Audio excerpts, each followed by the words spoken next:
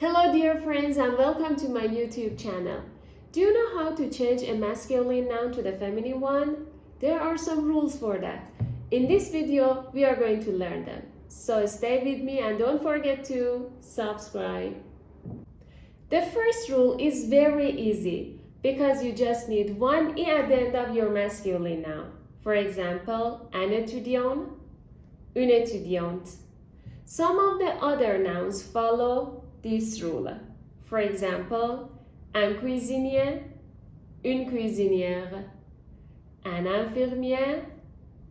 Yes, you are right, une infirmière. The third case, heure at the end of the nouns changes to euse.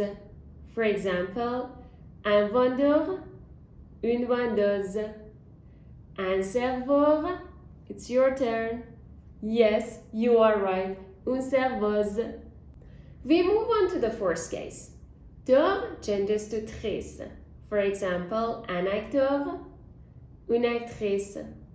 The next case is really familiar to you because when we were talking about feminine and masculine adjective of nationalities, this video we had Italian, Italian.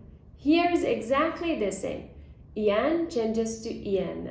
For example, un musicien, une musicienne, un informaticien. Your turn.